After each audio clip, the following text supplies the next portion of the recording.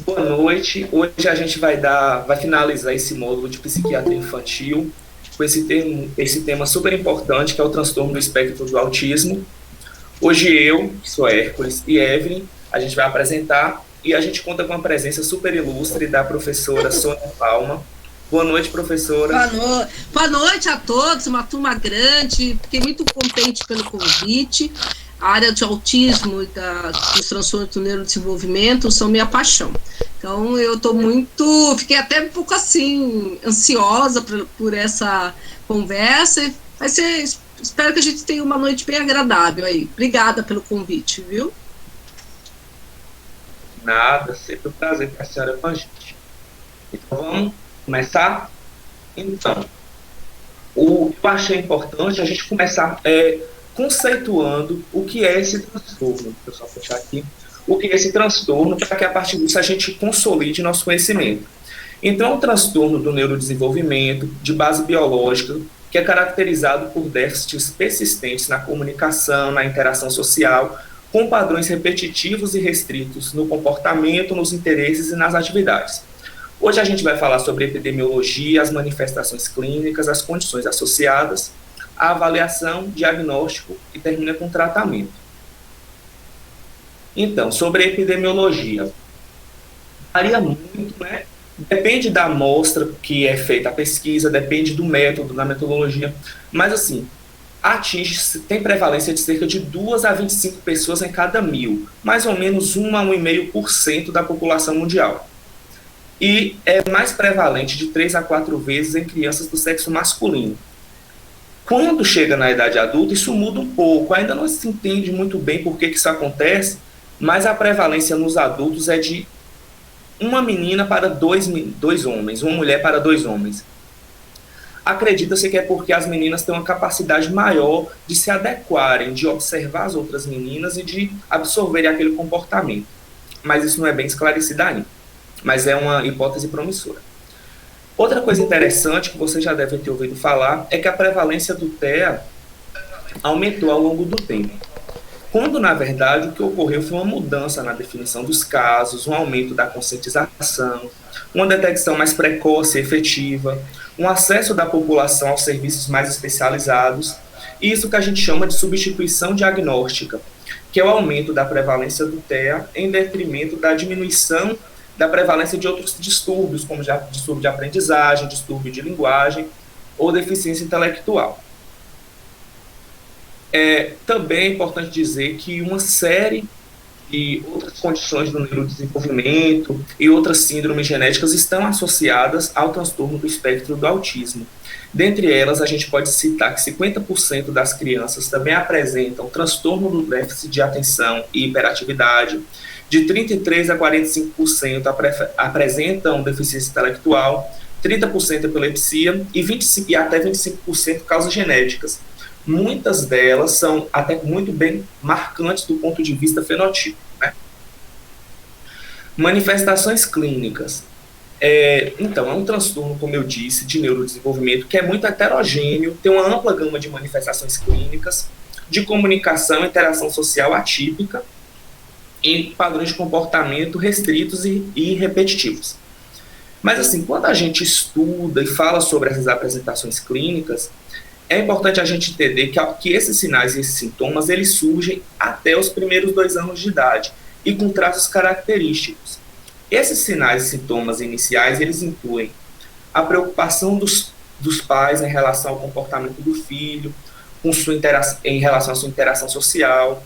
Eles notam muito esse atraso nas habilidades sociais, nas habilidades de linguagem e de comunicação.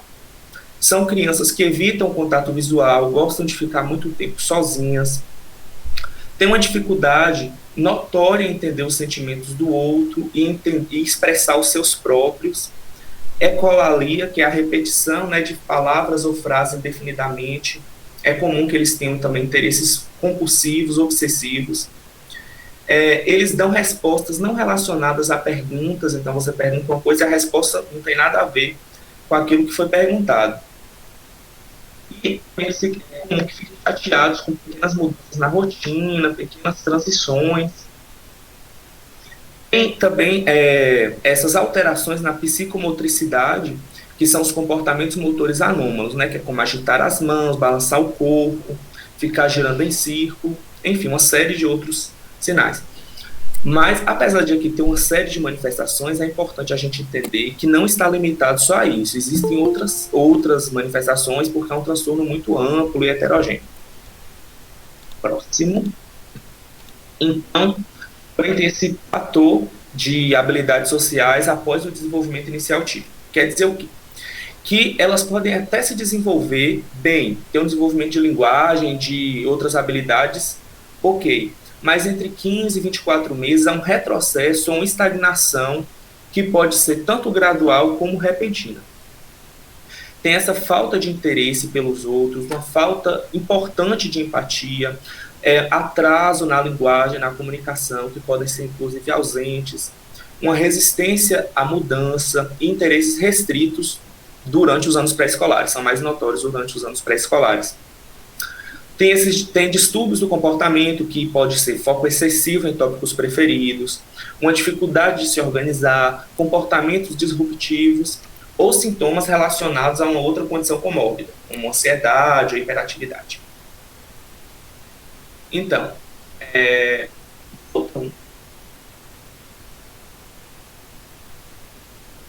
Peraí que eu perdi onde você tá. Eu tô no lugar certo? Volta 1. Pronto. Aqui?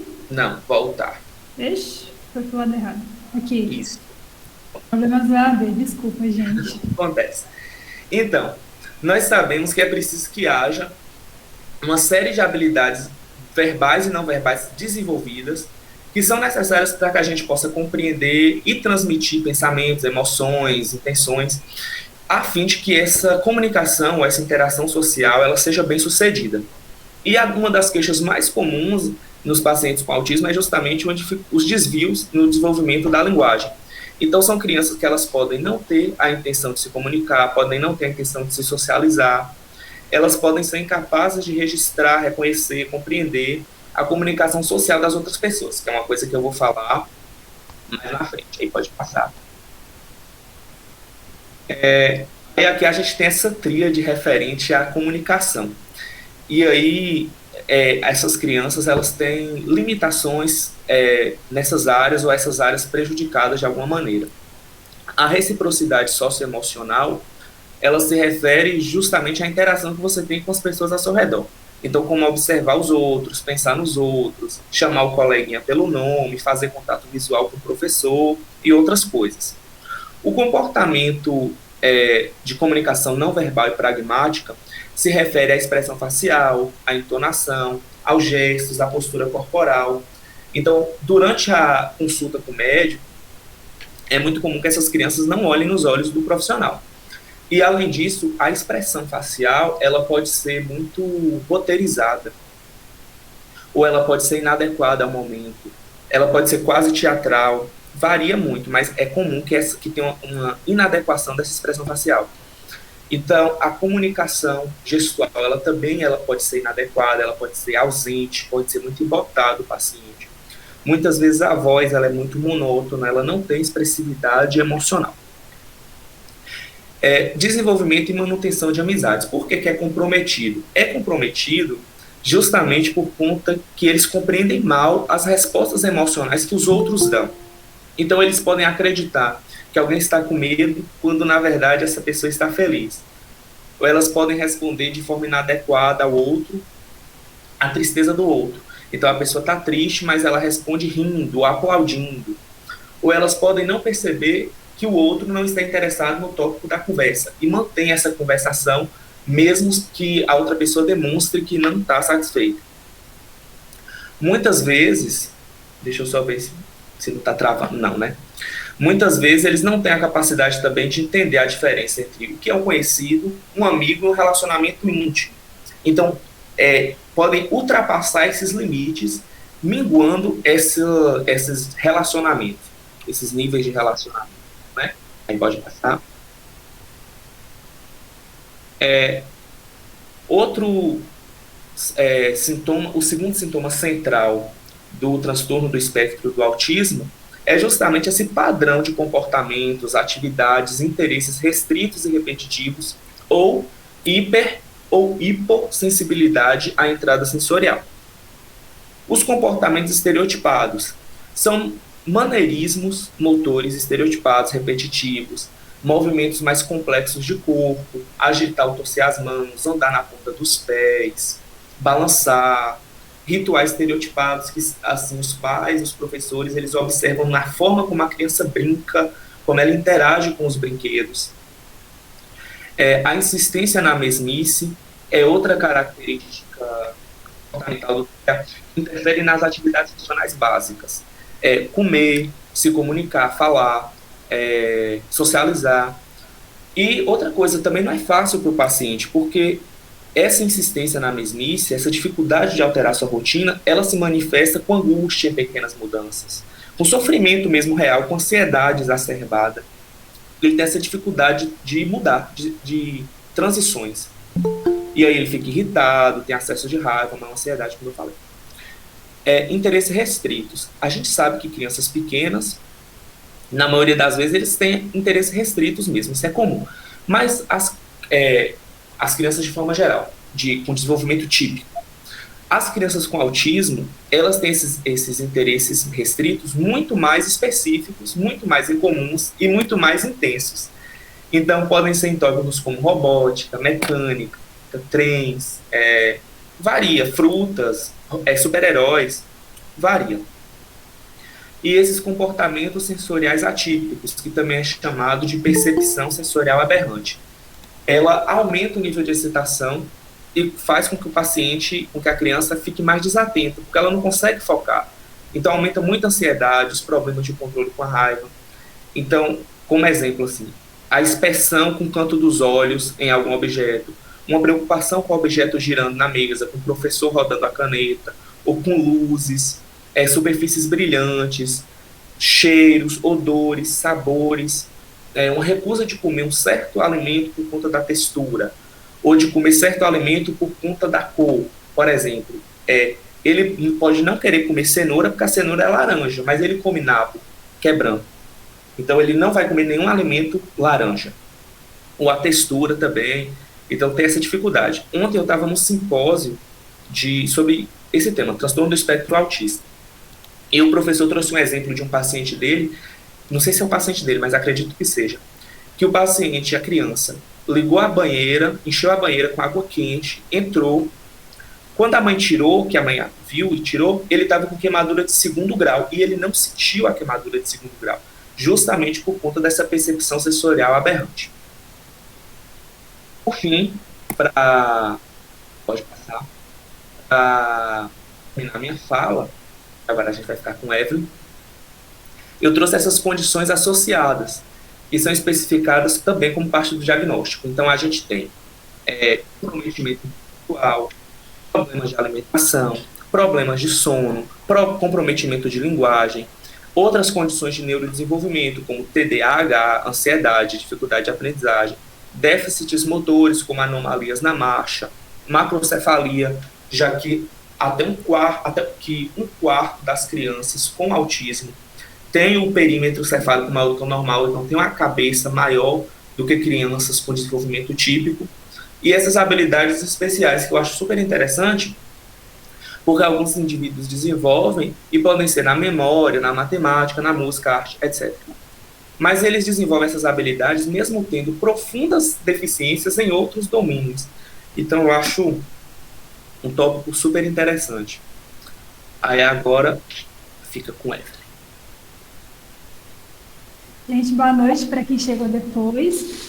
Primeiro eu queria falar que eu não estou vendo a tela, só vim aqui abrir o microfone, então se o slide travar, se eu cair, se acontecer alguma coisa, por favor, me avisem. Então vamos lá. Agora a gente fala um pouco sobre a avaliação desses pacientes. Como a gente está falando de um transtorno cujas principais manifestações são déficits na comunicação, na interação social e na cognição, a identificação precoce ela vai ser de suma importância para melhorar o funcionamento desse paciente ao longo da vida dele. E vai ser uma avaliação abrangente, feita por uma equipe multidisciplinar, que vai constar com pediatra comportamental, algum especialista no manejo de tratamento de TEA, Fonoaudiólogo, inclusive, os profissionais da fonoaudiologia geralmente são os primeiros a receber esses pacientes, porque os pais eles vão perceber algum atraso na fala, alguma dificuldade na comunicação, e eles costumam procurar primeiro esses profissionais. E são eles justamente que vão ter essa capacidade de fazer essa primeira triagem para detectar se de fato aquele problema na fala se trata de TEA ou se é algum outro distúrbio da linguagem. Então, a nossa meta vai ser determinar se os sintomas atendem aos critérios diagnósticos, determinar o nível de funcionamento da criança e o seu perfil de neurodesenvolvimento e determinar se realmente a gente está falando de TEA ou se é alguma outra condição que tem sintomas parecidos, sintomas correlacionados, ou se é um caso com TEA e outra condição associada concomitantemente. Então, primeiro, para começar a nossa avaliação, a gente vai colher a história desse paciente. Ela vai ser obtida dos pais, dos professores, dos profissionais da creche, dos terapeutas, daquelas pessoas que convivem com as crianças e que vão ser as primeiras a perceber alguns sinais. Então, primeiramente, a gente vai ter que fazer uma revisão da história do desenvolvimento, com atenção especiais aos marcos socioemocionais e de linguagem iniciais, habilidades e comportamento lúdicos, porque nas crianças com TEA, esses comportamentos lúdicos eles vão estar ausentes. Informações específicas sobre comportamentos sociais e comunicativos iniciais, por exemplo, se essa criança ela tem habilidade de apontar, por exemplo, de fazer leitura corporal, de ler expressões faciais, tudo que diz respeito à linguagem não verbal, se essa criança ela consegue se comunicar utilizando a linguagem não verbal. E também a gente vai investigar se existe uma ausência de revezamento em uma interação ou uma conversa lúdica, falha regular a interação usando contato visual, como Hércules já falou, eles vão ter dificuldades em manter contato visual, e ou falha em usar a linguagem não verbal. Em crianças mais velhas, os pais vão apresentar preocupações com relação à audição, visão e à falha em linguagem. Eles vão ter dificuldades em manter diálogos, que Hércules também já falou um pouco sobre isso. Vão ter capacidade de compreender comunicação não literal ambígua, deficitária, eles não vão ter essa capacidade. Então, por exemplo, sarcasmo, ironia, expressões do dia a dia. Por exemplo, o autor do livro, do capítulo, ele traz a expressão em inglês "It's raining cats and dogs", que significa, literalmente, está chovendo gatos e cachorros, mas a gente sabe que não está, de fato, chovendo gatos e cachorros, é só uma expressão para falar que está chovendo muito. Mas a criança com autismo, ela não vai ter essa capacidade de entender o que ele quer dizer, ele vai entender o que ele disse é que está chovendo gatos e cachorros. A gente vai avaliar a qualidade de apego aos membros da família. É uma criança que ela vai ser afetuosa? Ela vai procurar os pais quando ela tiver algum conflito, alguma dificuldade? Ou ela vai ser uma criança um pouco mais afastada do núcleo familiar? O nível de interesse em socializar com outras pessoas e a qualidade dessa socialização, se ela vai ser efetiva. Como Hércules falou, ela vai ter dificuldade em ler as expressões, ela pode até parecer um pouco inconveniente para outra pessoa, pode parecer uma aproximação um pouco esquisita, o autor traz a palavra esquisita, então também vai depender da qualidade, não só se ela vai conseguir socializar. Desenvolvimento de relacionamentos e amizade entre pares, justamente por conta disso ela vai ter um prejuízo no estabelecimento de relacionamentos, capacidade de inferir sentimentos, intenções ou crenças de outras pessoas, porque geralmente a gente faz isso a partir da linguagem não verbal, a partir de ler a expressão facial, de ler postura corporal, tom de voz. E se isso é prejudicado nesses pacientes, então eles não vão conseguir fazer essa inferência. Capacidade de autoconsciência e tomada de perspectiva e o nível de percepção dos problemas sociais e comportamentais do seu papel. Então, vão ser pacientes que vão ter um insight bem prejudicados. História de comportamentos repetitivos, ritualizados ou estereotipados. Como a Hércules já falou, vão ser crianças bastante agitadas. Elas vão ter essa necessidade de estar o tempo inteiro agitando ou suas mãos, ou os objetos, ou andando. Insistência na uniformidade e rotinas e comportamento inflexível. Então, tudo precisa ser padronizado, tudo precisa ter uma rotina bem específica. E qualquer mudança nessa rotina, qualquer transição de uma rotina para outra, isso pode cursar com um quadro de ansiedade muito grave, eles podem ter acessos de raiva e podem ficar bem desestabilizados. E eles vão apresentar padrões de interesses especiais específicos, que é o hiperfoco, que Hércules também já trouxe para a gente. Que pode ser qualquer assunto específico, eles vão se prender muito àquilo, eles vão estudar exaustivamente aquele assunto, eles vão gostar muito de falar sobre isso, qualquer pessoa que chegar em casa, eles vão querer contar, eles podem querer desmontar objetos em casa para entender o funcionamento, Então, realmente vai ser o foco do momento aquele. E pode trocar de hiperfoco também. Pode cursar durante certo período e depois eles trocam de hiperfoco e aquele primeiro fica para trás.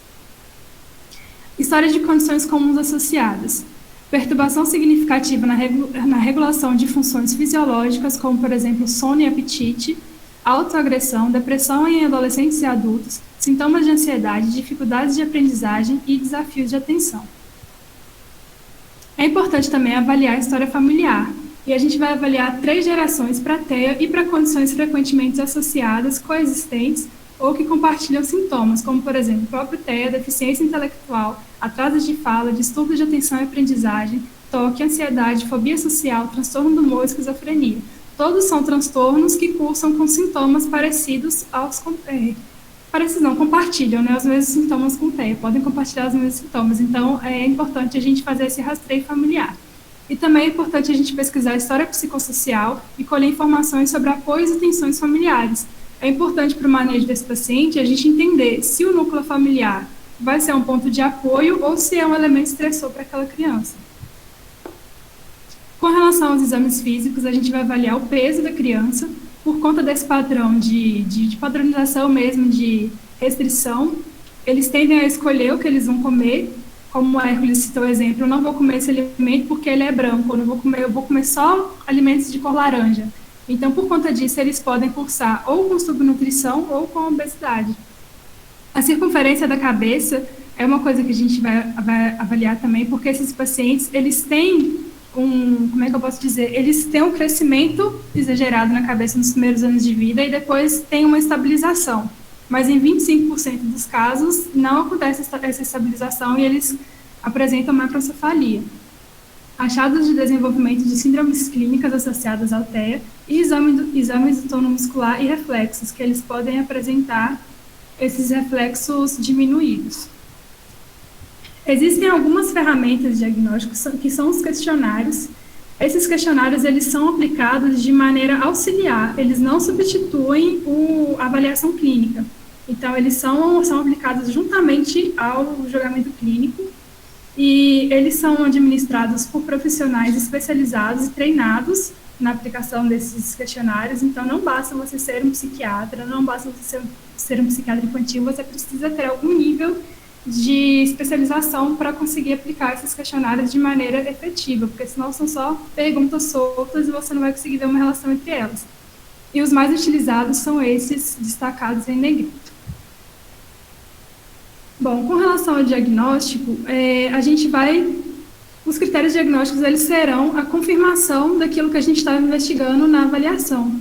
Então, aqui, o primeiro critério, ele vai falar sobre déficits persistentes na comunicação social e na interação social, geralmente cursando com déficit na reciprocidade socioemocional, nos comportamentos comunicativos não verbais e para desenvolver, manter e compreender relacionamentos.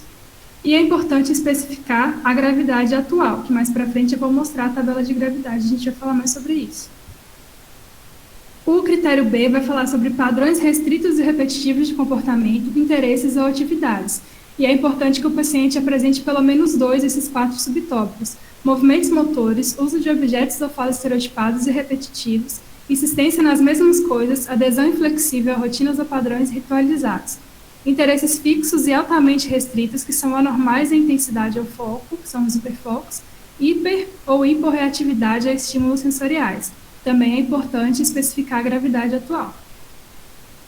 E os sintomas eles devem estar presentes precocemente no período do desenvolvimento, então é importante que essas crianças apresentem desde o início da vida, desde a primeira infância, e é aquilo que a gente sempre fala, para ser transtorno tem que causar transtorno. Então os sintomas eles precisam causar um prejuízo clinicamente significativo. E essas perturbações não são mais bem explicadas por deficiência intelectual. É importante a gente lembrar que autismo não é deficiência intelectual. São dois transtornos diferentes, individuais, e eles podem aparecer ao mesmo tempo ou não, podem ser comórbidos ou não. Bom, aqui eu trouxe a tabela de níveis de gravidade. A tabela ela vai avaliar comunicação social e comportamentos restritos e repetitivos de maneira individual. Ela vai do nível 1 ao nível 3, sendo que o 1 é o mais brando e o 3 é o mais grave. e a gente vai avaliar separadamente esses dois critérios. Então, por exemplo, a criança ela pode ser nível 1 em comunicação social e nível 2 em comportamentos restritos e repetitivos. É importante fazer essa diferenciação. Desculpa, gente, meu cachorro latiu, me distraí. Então, voltando. É importante a gente lembrar que essa tabela ela vai referir a situação daquele momento. É importante o médico saber que isso pode mudar a qualquer tempo, dependendo do contexto e do tempo mesmo que você avalia. Porque, por exemplo, antes de sair de casa, indo para o consultório, aconteceu alguma coisa, algum evento estressou, e a criança teve uma crise de ansiedade, enfim, é claro que naquele momento ela vai estar mais desestabilizada e ela pode ser que apresente um nível maior de gravidade. Mas, de repente, em outro momento, quando ela está mais estável, não é a situação, ela apresenta uma funcionalidade maior. Então, é importante a gente ter isso em mente, que isso pode mudar a depender do contexto que a gente está analisando. Agora, um pouco sobre o tratamento. Ele tem como objetivo maximizar o funcionamento, levar a criança em direção à independência e melhorar a sua qualidade de vida.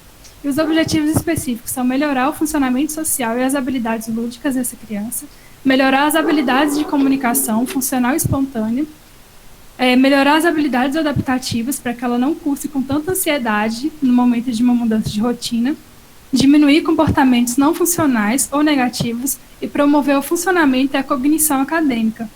E uma coisa bastante importante para a gente lembrar sobre o tratamento também, que é muito comum os pais ou os cuidadores das crianças com autismo buscarem tratamento também, porque é bom para eles se fortalecerem diante da situação, né, para eles conseguirem fazer um manejo mais adequado dessas crianças, para eles receberem orientação sobre como fazer isso da melhor maneira. Então, o tratamento ele vai se concentrar em intervenções comportamentais e educacionais que visam os principais sintomas do TEA, e as intervenções farmacológicas com o uso de psicotrópicos podem ser utilizadas para tratar as comorbidades médicas e psiquiátricas, como, por exemplo, os sintomas de TDAH, de depressão e ansiedade, os sintomas que eles apresentam concomitantemente, ou fornecer controle sobre os sintomas, mas não trata os déficits básicos, que são aqueles de cognição e de comunicação. Esses vão ser tratados por intervenções comportamentais. Programas de tratamento específicos e individualizados de acordo com o funcionamento e as necessidades de cada criança. Então, cada criança vai ter um plano terapêutico específico e a abordagem também é multidisciplinar. Assim como a avaliação, é muito importante que o tratamento seja multidisciplinar. Então, com relação às intervenções psicossociais, nós vamos ter esses 3 modelos principais, que eles vão basicamente trabalhar a prática de habilidades sociais específicas, o uso da linguagem e outras habilidades interpessoais por meio de brincadeiras com reforço e prêmios.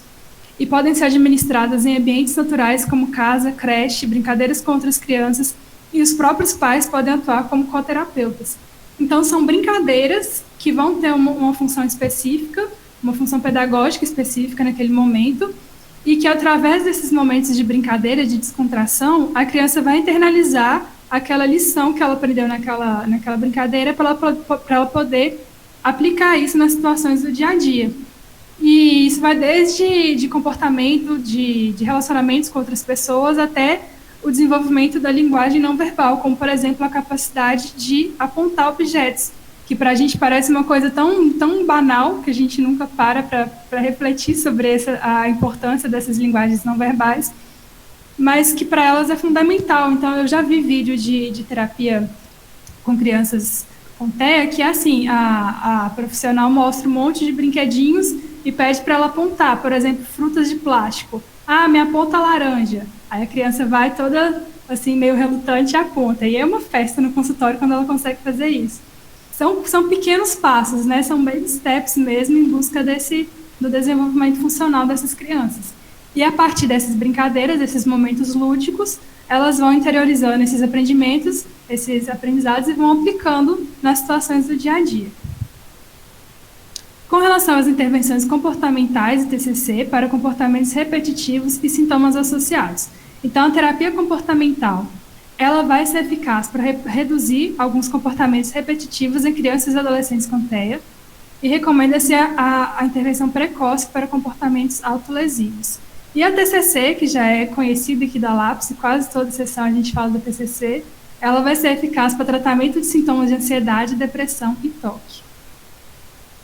As intervenções psicofarmacológicas, como eu já falei, elas não vão tratar os déficits de base, elas vão tratar os sintomas que podem cursar concomitantemente. Como, por exemplo, na irritabilidade, a gente vai ter o uso de antipsicóticos de segunda geração, como a risperidona e o aripiprazol. A risperidona, quando ela é combinada com a dopamina e com antagonistas do receptor da serotonina, ela vai resultar no controle dos comportamentos agressivos e autolesivos em crianças com transtorno. É considerado tratamento medicamentoso de primeira linha e o seu uso deve ser controlado devido aos seus efeitos colaterais. Então, nem todo paciente vai dar certo com essa terapêutica. O aripiprazol também é eficaz e seguro no tratamento desses ataques de agressividade.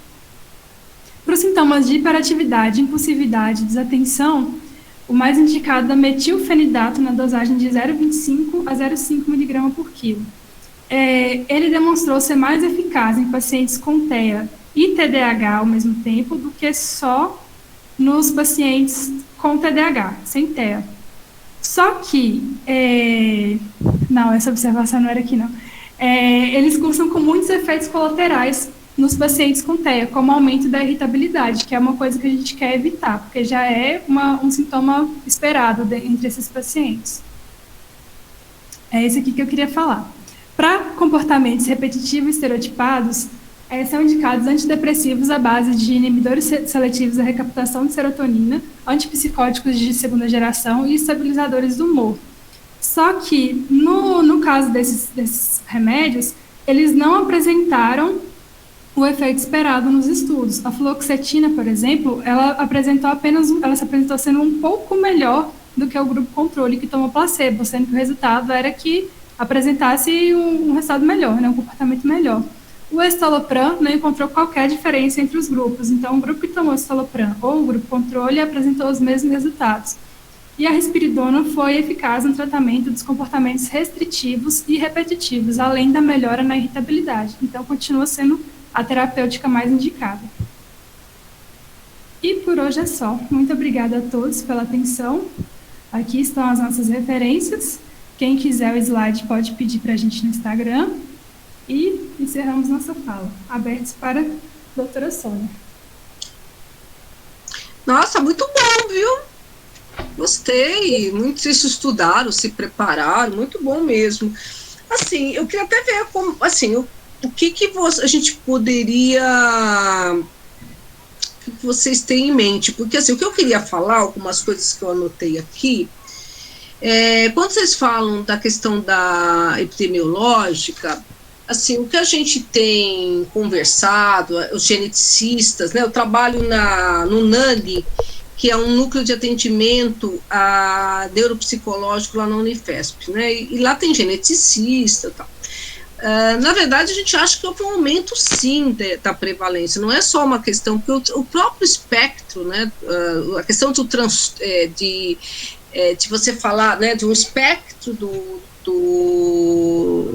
TEA, né, ou o espectro do transtorno bipolar, você encaixa muitos quadros que estariam meio fora, né, nas classificações padrão, né, as classificações antigas.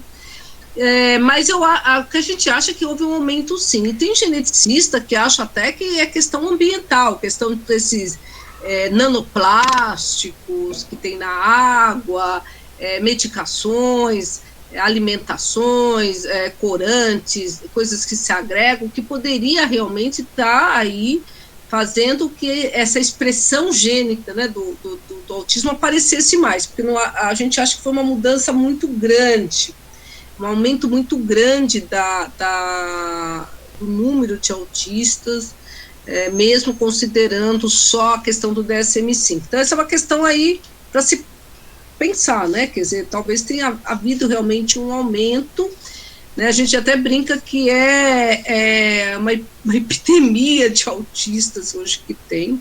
E o DSM-5, com essa questão de trabalhar mais o espectro, ele acabou também onerando muito o serviço de saúde, né? Porque entrou muito autista que em outros em outra época, o TSM4 não, por exemplo, não entraria, né? Essa é uma outra questão aí. A outra questão que eu queria comentar é a questão que vocês falaram, realmente a questão que é um transtorno do neurodesenvolvimento, então essas crianças precisam fazer o diagnóstico mais precoce possível, mas hoje não é incomum você fazer diagnóstico em adulto. Eu fiz ultimamente 4 diagnósticos, em pouco tempo, esse ano para cá, tipo adultos, com um diagnóstico de espectro, do transtorno do espectro, e que não foram vistos quando criança, né? Então, por quê? Porque o DSM-5 abre uma brecha em relação ao DSM-4, né? O DSM-4 coloca que era até os 36 meses. Então, não poderia se pensar num autista adulto, alguém do espectro adulto. E o que acontece é que é isso que um de vocês dois colocou, no DSM-5 você coloca que é um transtorno do neurodesenvolvimento, precisa ser diagnosticado precocemente, mas muitas vezes essas crianças têm um recurso maior, e você só vai perceber que tem alguma coisa realmente na escola, quando ela começa a ser comparada com outras crianças com 3, 4 anos, né?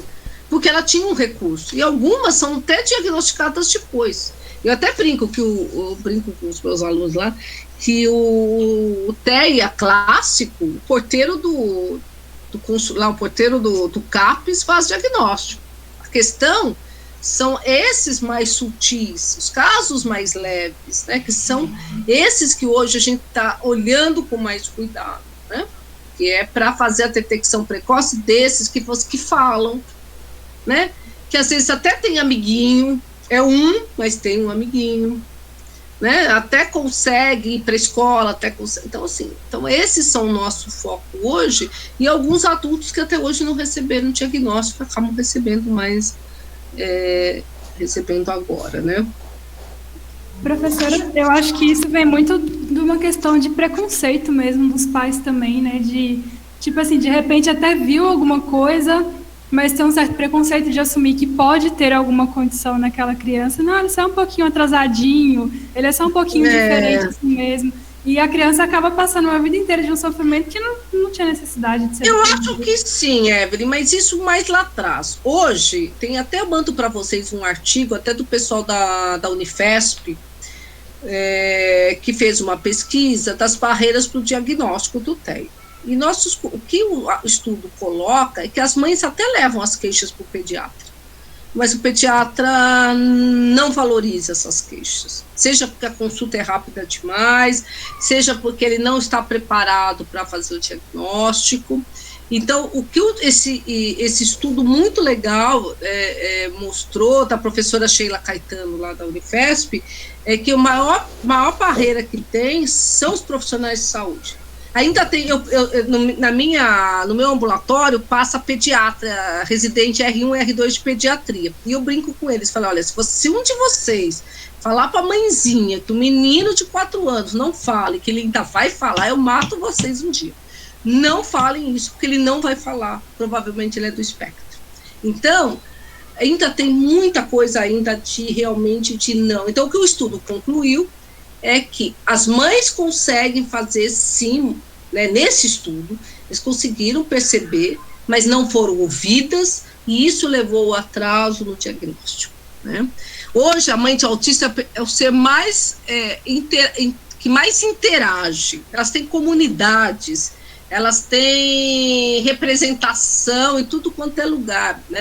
Hoje, as mães de autista não são mais as mães de autista da época da década de 70, né, quando vieram os psicólogos argentinos para o Brasil, e que a psiquiatria infantil era baseada na psicanálise. Hoje isso não, né, então realmente era uma relação mãe e filho, hoje não, hoje é um transtorno neurobiológico realmente conhecido, ainda tem muitas síndromes, alterações genéticas que a gente nem faz, a gente nem pede, né, avaliação genética, mas eu acho que todas as crianças com TEA deviam pedir. Primeiro, que você tem que fazer diagnóstico diferencial, né, nas meninas da síndrome de Rett, né, que é Então, eu acho assim, algumas diferenças genéticas, se você começa a mapear, você consegue pedir, você vai vendo alterações, depois você consegue ter um banco de dados dessas alterações genéticas e talvez até pensar como a síndrome de Down a gente consegue hoje ter, né,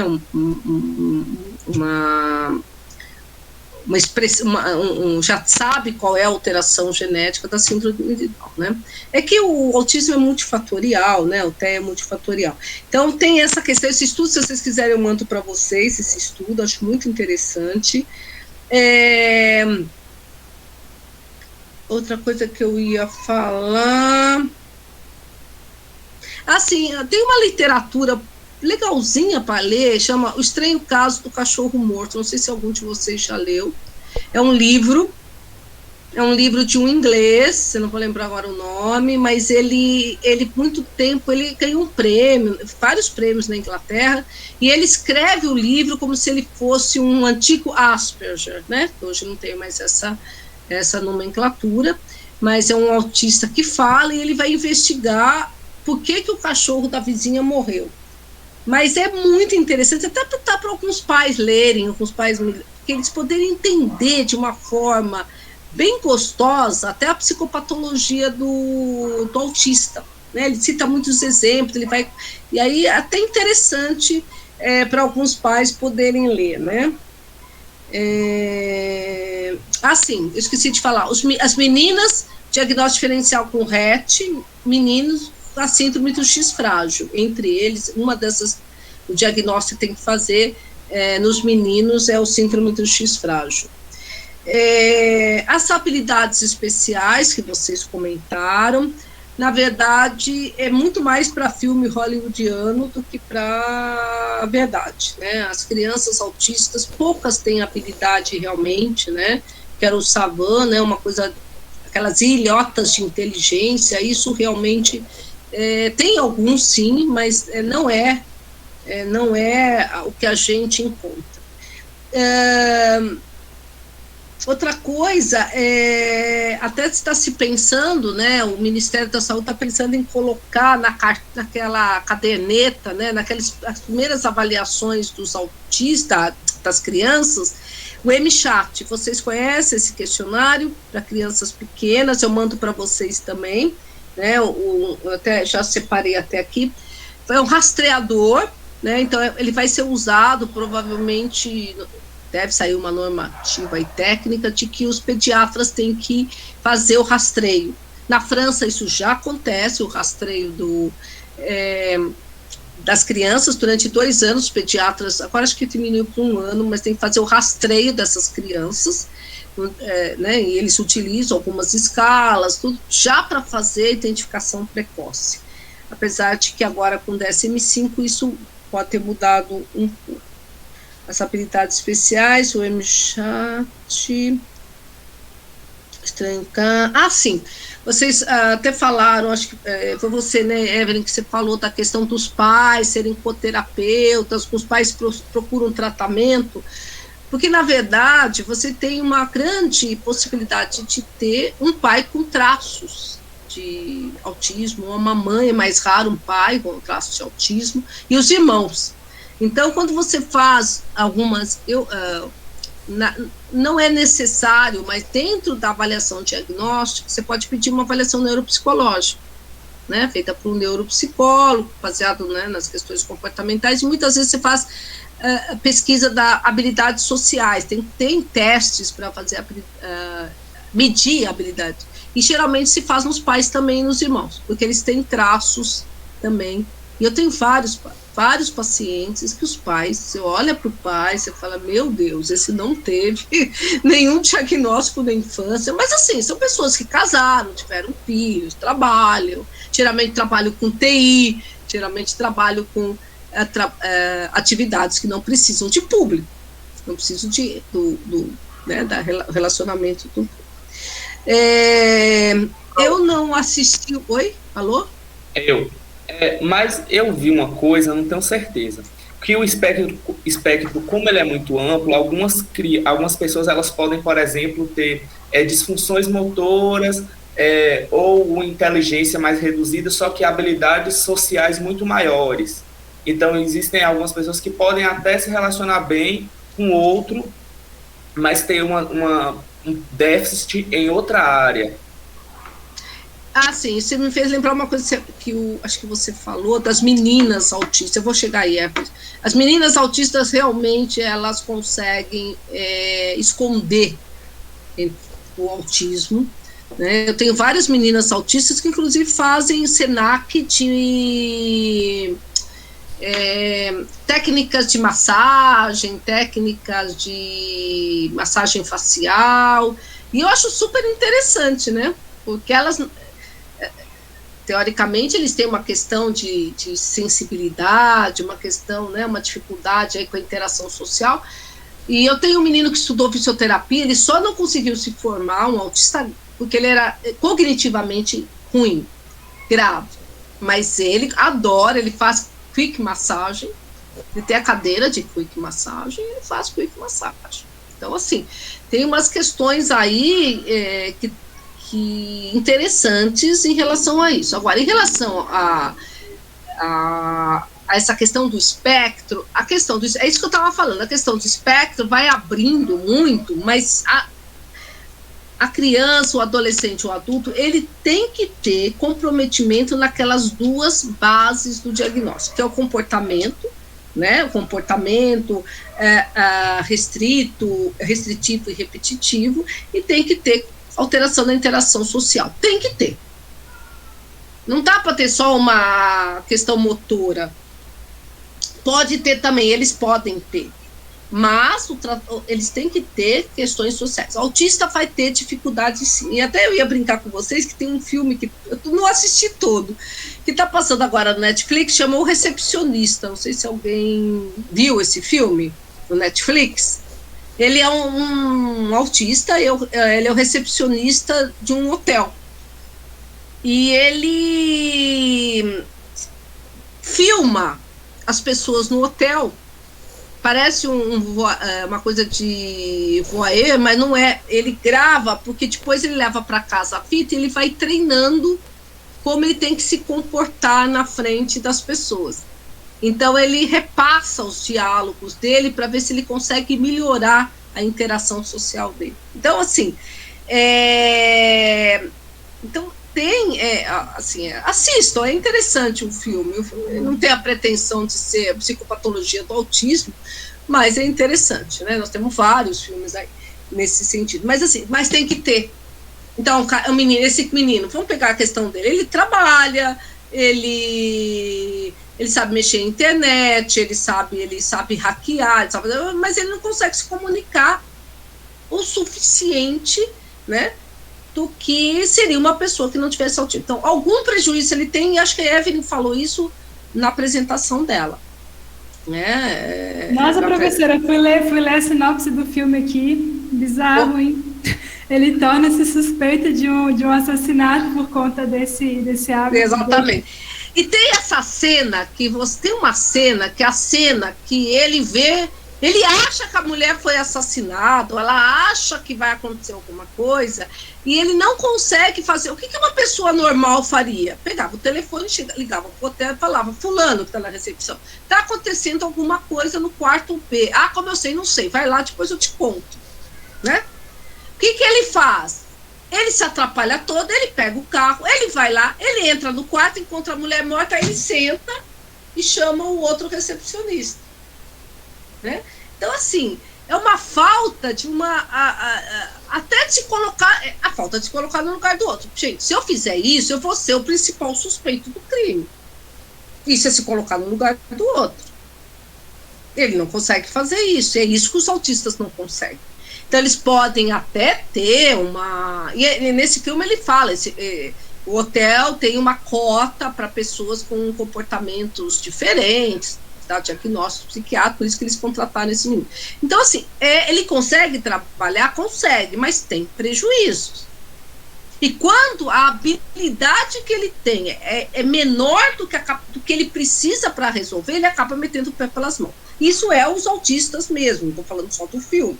Então, a gente tem que ter um pouquinho de cuidado. O autista tem que preencher esses dois essas duas áreas principais, nucleares, que, como a Evelyn falou, não são passíveis de medicação, né? São passíveis mesmo de intervenções, e eu vou dizer intervenções precoces, não adianta tratar com 15, 16 anos, esses autistas, por exemplo, e também assim, né, o tratamento, ele vai depender da faixa etária, da faixa do desenvolvimento. Crianças muito pequenas, se você faz aí psicólogo, fono, uma parte deles melhora, né?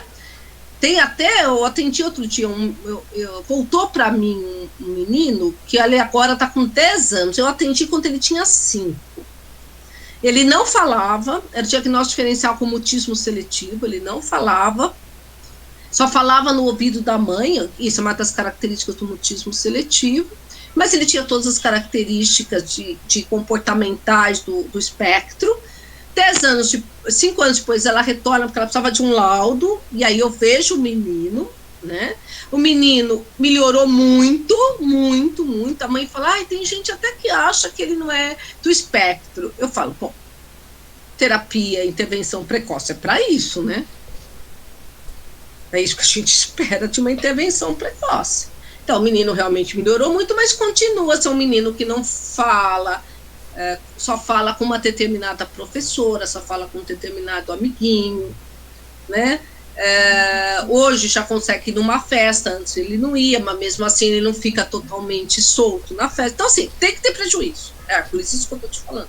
Nem que seja sutil, e aí é que entra a questão do diagnóstico sutil. Por isso, hoje se discute que esse diagnóstico tem que ser feito por profissional que tenha um treinamento, tenha conhecimento, tenha visto autista, tenha tratado autista, tenha estudado autismo, para ver essas questões mais leves. Ainda falando de tratamento, então, crianças pequenas, eu acho que é isso que a Evelyn colocou perfeitamente, estimulação. Chega na adolescência, você tem que começar a preparar esses meninos para uma vida profissional. Daqueles que não têm deficiência, que a maioria que tem deficiência, você deveria trabalhar oficinas, que a gente, infelizmente, eu não sei se tem na Bahia, aqui tinha em São Paulo 1 ou 2 oficinas, 3 oficinas, que treina habilidades para o mercado de trabalho, dependendo do que eles... Então, vai mudando o foco, né? O adulto é você mantê-lo empregado, é você poder... se você faz, por exemplo, os meus adultos jovens que eu tenho, todos eles têm AT, todos eles têm acompanhante terapêutico, né? Vai fazendo essa ponte, né? Aí você muda, você não vai só deixar na terapia do consultório, você vai ter que treinar para sair de casa, pegar ônibus, fazer compra no supermercado, procurar emprego. Então precisa do acompanhante terapêutico, que é fundamental, né, para você melhorar as habilidades sociais, né? E no adulto você tem que realmente garantir que ele tenha algum tipo de sustento, aqueles que conseguem ter alguma vida ativa, né? Uma associação de Salvador que discute justamente isso. Ela problematiza. E agora, o que a gente faz com o autista que cresceu? E aí ela ajuda essas crianças que não são mais crianças a entrarem no mercado de trabalho. Eu acho até que vai entrar no post que a gente vai fazer amanhã sobre. Uhum. Aqui em São Paulo a gente tem algumas ONGs que fazem isso, né? A gente tem o Ser Especial que treina essas crianças, tem algum. O Pão de Açúcar tem um programa também aqui em São Paulo que emprega essas não só autista, mas deficiente intelectual, né? Outras necessidades especiais. São crianças, né, que precisam de apoio pedagógico durante, né, a vida deles, em ter diferentes momentos, mas eles vão precisar de algum apoio pedagógico, apoio de socialização na escola, que é muito difícil, né? E eu ia falar das medicações. Gente, vão falando, porque eu destrambelei a falar, mas... porque a gente gosta de ouvir, Pro. Eu peguei uns pontos. A questão da medicação até foi interessante, que hoje eu já tinha participado de manhã de uma reunião longa sobre essa questão do tratamento, principalmente da agressividade do autista. Isso é um problema. Autistas agressivos, agressividade no autismo, que é muito comum, é extremamente complicado o manejo dessa questão. Então, era uma discussão, inclusive medicamentosa, não medicamentosa, o que a gente faz. A gente tem pouquíssima coisa aprovada, né? Para crianças menores de 5 anos, nós não temos nada aprovado, nada. É tudo off-label, tudo com risco da gente um dia ser processados, né? Então, a gente não tem. Então, os guidelines, né? O NICE coloca, os guidelines colocam é que você tem que dar, fazer para menores de 5 anos, ter abordagem comportamental nas crianças e treinamento parental para os pais. É isso que tem de... Mas a gente não consegue, tem crianças que precisam ser medicadas, né? E aí, as medicações que nós temos, a risperidona, aripiprazol e metilfenidato, né? É o que a gente tem e que não são aprovados. O aripiprazol, você colocou, Evelyn, mas hoje foi uma discussão que a gente teve hoje de manhã. Essa medicação não é aprovada no Brasil para autismo, é aprovada nos Estados Unidos para agressividade em TEA, mas no Brasil ele não recebeu essa indicação. Então, é off-label em todas as idades, né? Então, off-label. A risperidona já a gente utiliza acima de 6 anos, a gente utiliza um pouco mais, e o metilfenidato para o diagnóstico comórbido, né, de TDAH e TEA, que só foi permitido a partir de 2013 com o DSM-5, que até o DSM-4 não permitia essa comorbidade. Então, hoje a gente consegue legalmente ter isso e consegue, então, usar o metilfenidato. Mas, assim, nós temos problemas graves. Tem autistas, eu tenho um autista que, na verdade, ele está internado, porque ele tem 23 anos, 1,80 m, 100 quilos. Altamente agressivo, e ele tem uma questão paranoica, né? Ele é um autista, mas ele tem alguns traços psicóticos, ele cisma com o vizinho, ele arranca o portão com a mão, que nem o Hulk, entra e bate em todo mundo da casa, o vizinho. Já foi chamada a polícia. O que você faz com isso? Essa era a grande discussão hoje, que nós éramos um grupo de médicos que estavam discutindo.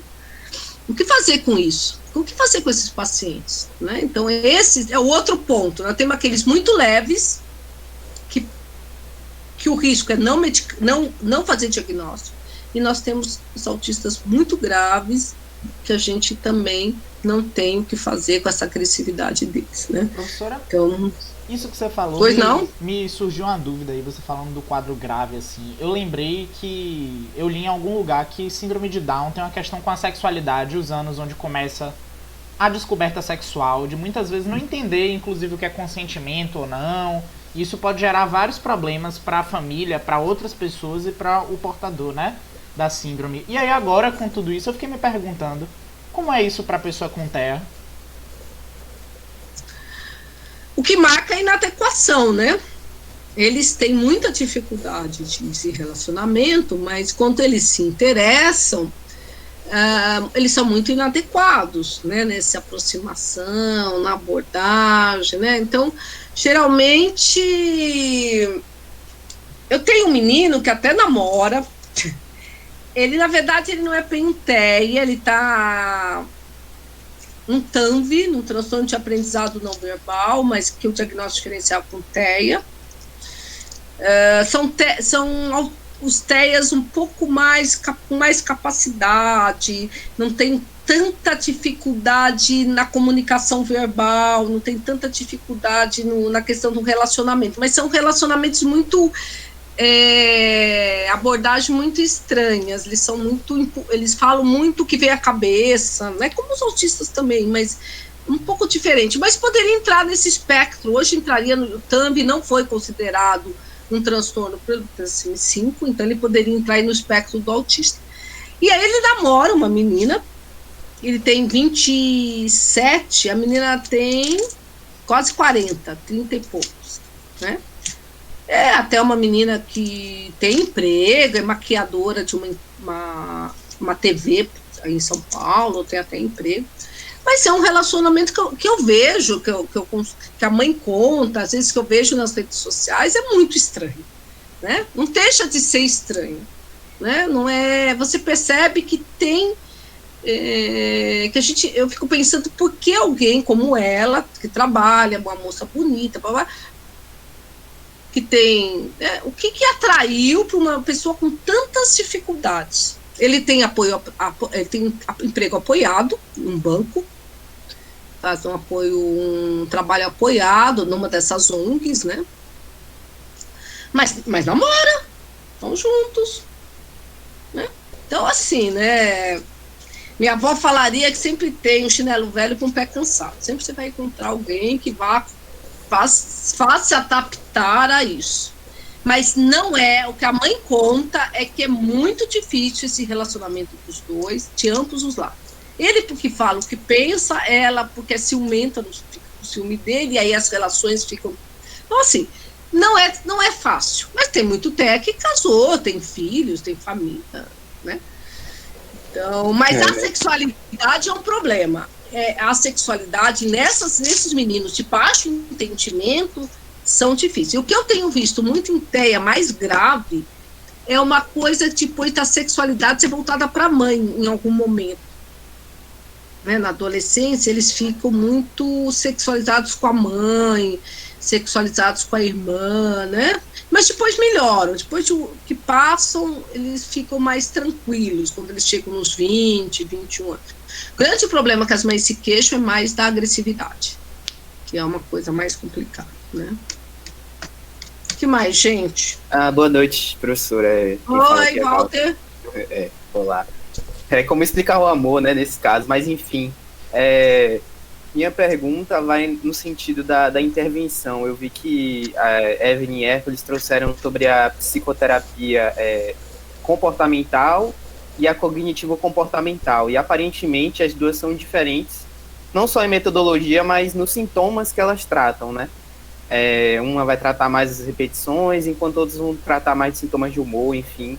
Aí eu gostaria de saber um pouco como é na prática a diferença dessas intervenções, se a senhora poderia comentar um pouco sobre isso. Então, eu não faço terapia, né? Eu sou médica clínica, mas o que a gente vê na terapia, né, até do ABA, né, da análise de comportamento, que na verdade a terapia comportamental ela vai selecionar os principais problemas dessa criança. Então, bate a cabeça, é seletivo, isso é seletivo para comer outra coisa, seletivo para comer, né? Então você relaciona os principais problemas desse menino e você vai hierarquizar e vai trabalhar cada uma dessas atividades para extinguir esse comportamento, né? Por exemplo, a masturbação em lugares não permitidos, nos adolescentes, bater a cabeça na parede quando é menor, quando está nervoso, né? Então, essas questões tá para você trabalhar. A terapia, então, vai trabalhar nesse sentido de você. Aí tem técnicas específicas que eu realmente não sei te dizer, porque não é a minha área. E a cognitiva comportamental, você vai mudar, muitas vezes, a maneira de você pensar, de você lidar com os seus sentimentos, com as suas... de como você vai processar algumas informações. Então, por exemplo, paciente que tem TEA e é muito ansioso, ou está numa... porque eles deprimem, principalmente adolescente, que tem um nível de fala e de compreensão melhor, quando chega no adolescente, eles deprimem. Por quê? Eles falam, eu sou diferente dos outros. Eu não sou a mesma pessoa, eu quero ser igual aos outros meninos da minha idade, mas eu não sou. E isso causa uma depressão, sim. E aí a terapia comportamental cognitiva vai trabalhar mais esse processamento das emoções ligadas ao comportamento. Basicamente seria isso, né? Na prática, você precisa de um bom terapeuta que possa fazer essas atividades, né? Mas hoje o pessoal trabalha muito e o curso que hoje mais dá Ibope é o do ABA, né? Que você faz essa questão da hierarquização e da seleção e da extinção de comportamentos inadequados, principalmente a questão alimentar. A questão alimentar é muito grave. Eu tenho um menino autista que não come nada. Ele não gosta da textura do feijão. né? Você falou em textura, alguém falou em textura, a textura do feijão, ele não consegue comer o feijão. Então, ele se alimenta de poucas coisas, ele come batata frita, macarrão, você imaginou o colesterol, triglicérides, todas essas... Macarrão, acho que... macarrão e arroz, alguma coisa mais para carboidratos, né? Mas ele fala que ele não gosta da textura do feijão. E isso pode levar, ao que a Evelyn colocou, que é muito comum, a desnutrição grave, né? Grave, e a obesidade. Mas a obesidade, Evelyn, o que eu mais vejo é que os pais tentam controlar o comportamento inadequado com a alimentação. E aí... E também tem aquela questão de, assim, ele aceita poucas coisas, então isso que ele está aceitando eu vou oferecer, não vou ficar regulando, né? Não, e por exemplo, se você se comportar, eu dou biscoito. Aí eu me lembro, eu trabalhei em CAPES infantil muito tempo, e eu via da minha janela as mães chegando com as crianças, elas já chegavam com aqueles salgadinhos que tem a boca amarela, sabe? Essas coisas assim. O terror de todo pediatra. Já chegavam com aquele e uma copinha aqueles suquinhos que vendiam em camelô, que custava 50 centavos. Era isso que eles se alimentavam. Então, todos obesos, reforçados pela comida. Então, vão ficar obesos, né? Então, assim, essa questão da... Então, aí as intervenções comportamentais podem ser bem úteis para você tentar melhorar essa questão do padrão da alimentação deles, né? Isso com certeza, né? A chave é estimulação, estimulação, estimulação, estimulação, e quando acabar a estimulação, você faz mais estimulação, estimulação, estimulação. Esse é o grande tratamento deles. Só que é caro, né? O convênio não cobre. E aí vai, ou cobre 6 sessões, 10 sessões, 15 sessões. É bem complicado. Bem complicado. Respondi, Walter? O que mais, gente? Entendeu, sim. Medicação nós já falamos, né?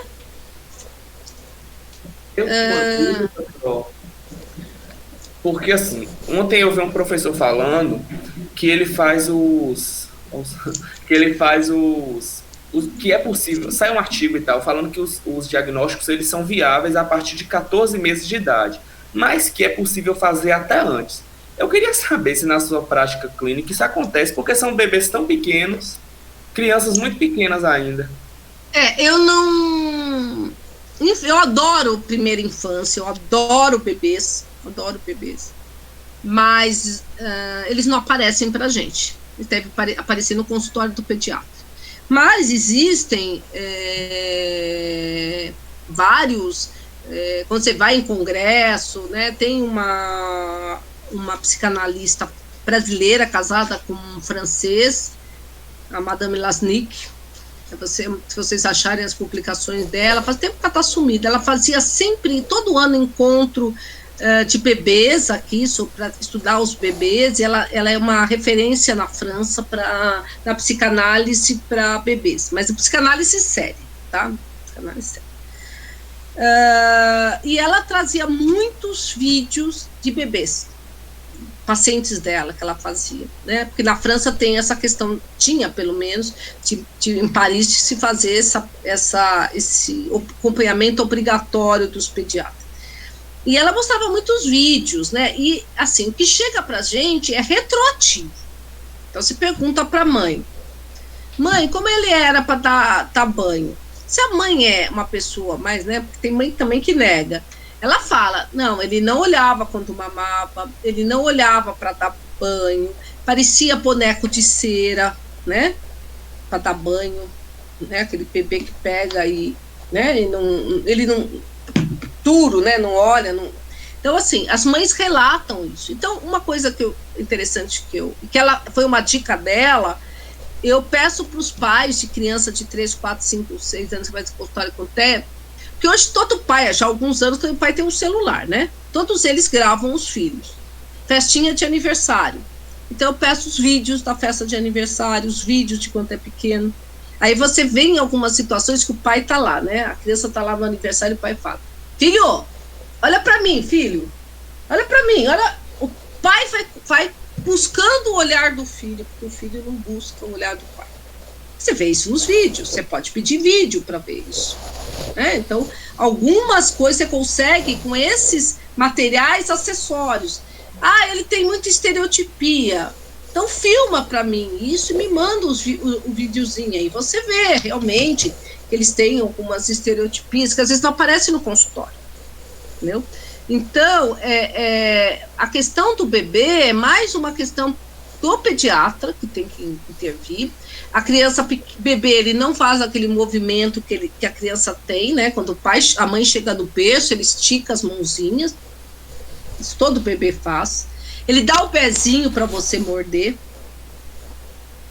O bebê autista não faz isso. Então, você consegue... Agora, se você pega uma mãe de primeira viagem, que não, filha única com o primeiro filho autista, a grande possibilidade de ela não perceber isso num primeiro momento. Cabe a quem vê isso? O pediatra.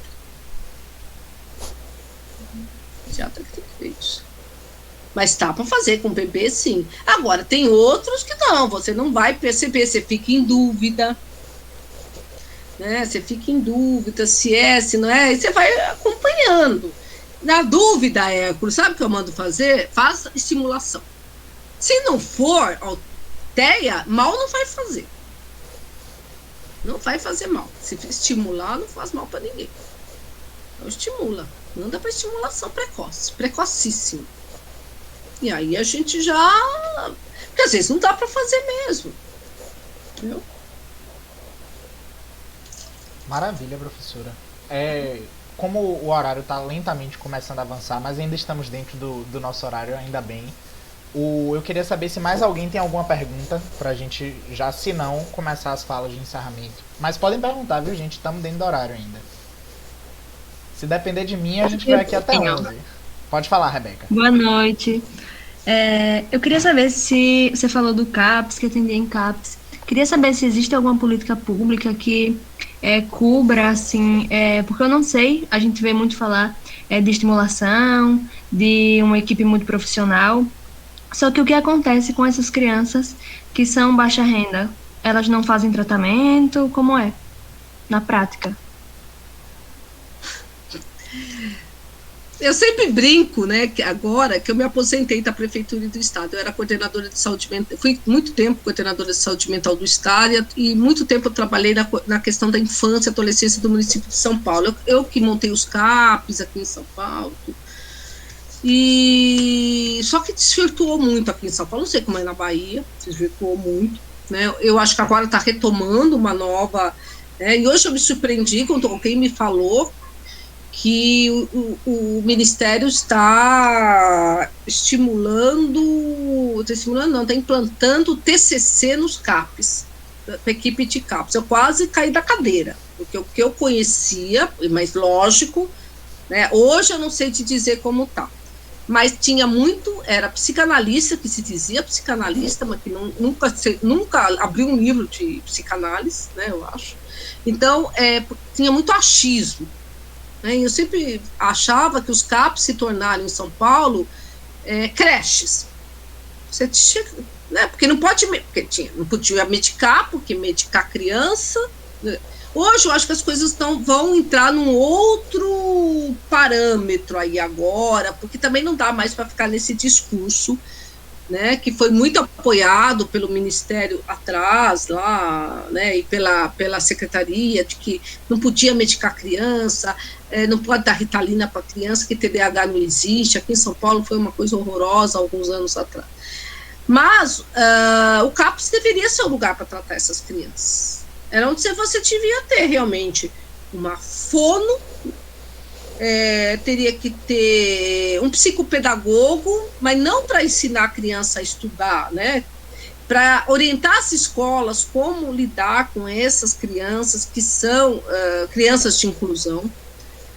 Deveria ter profissionais treinados em TCC, sim, em treinamento parental, sim. E a gente ia ter um pouco mais do que risperidona e aldol nos CAPs, né?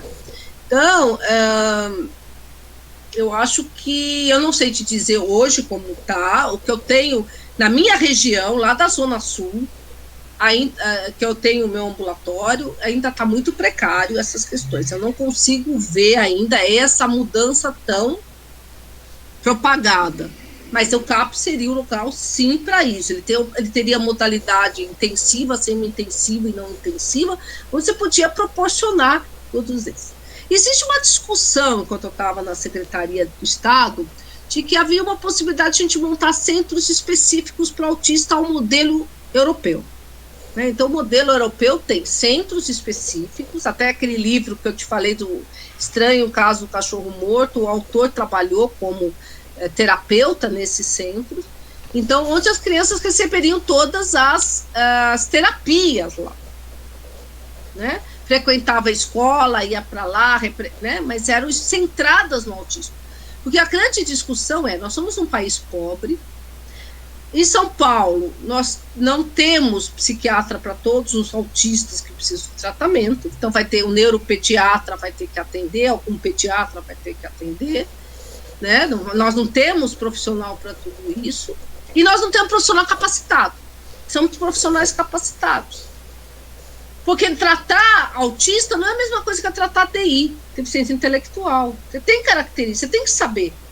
Uma criança que não simboliza, uma criança que não preenche os critérios de teoria da mente, não se coloca no lugar do outro, né? Muitas estereotipias, muita agressividade, né? Então crianças que precisam de uma equipe que saiba o que está fazendo. Então, é isso que eu falei, as crianças pobres, eu acho que, e pelo menos aonde eu trabalho, estão desassistidas. Os convênios pagam 10, 15 sessões, que não dá para nada ao ano. Então, você tem que ficar fazendo relatório e tal. Então, nós estamos muito longe de ter um tratamento para esses autistas, que é caro, que demanda muito, realmente. Eu acho que falta mesmo. Mas eu vejo agora que está começando um movimento, né? Nos CAPs estão contratando gente mais jovem, com mais gabarito, né? Eu acho que as coisas podem tender a melhorar. Não sei como é na Bahia. Mas... Aqui a gente tem um centro especializado. Mas eu já tive uma sessão de TEA há muito tempo atrás. E uma sessão de TEA é ótimo, né? Uma sessão de liga discutindo TEA. E foi com um psicólogo desses centros, e o relato dele é assim: o trabalho do centro em si é ótimo, mas o centro ele não supre a demanda do Estado, e assim, não supre de estar longe de suprir. Ele mostrou lá uns dados da fila, e era uma coisa assim: o tamanho da fila é 10 vezes maior do que o número de vagas atual. Era uma coisa nesse naipe. E também tem uma questão mas Thiago, pelo menos existe, né? E os CAPs? Os CAPs fingem que fazem. Como é que você pode ter um CAPs com duas equipes que vão dar conta de todos os transtornos mentais da infância, que está em 12%, em área pobre 13%, sendo que desses 3,6% são graves, precisam de intensivo de CAPs.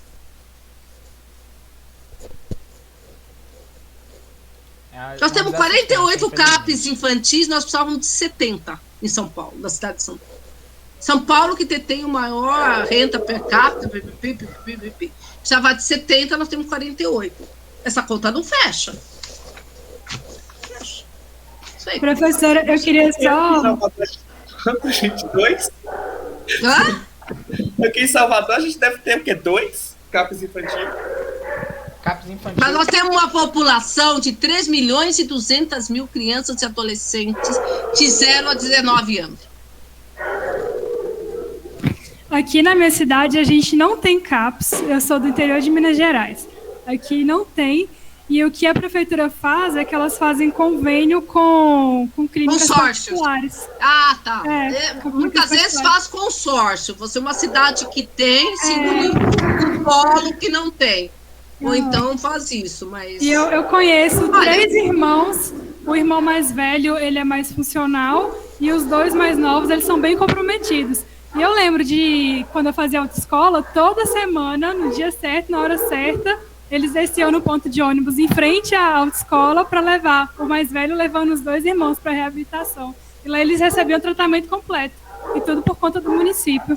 Olha, só para vocês terem uma ideia, Eu fui contratada pela Prefeitura de Manaus para dar um curso para os pediatras de Manaus. Eu treinei 42 pediatras em TEA. Fui recebida pelos pediatras com aquela cara de que essa mulher vem falar que a gente já não sabe. Quando terminou o curso, eles falavam, gente, a gente não sabia.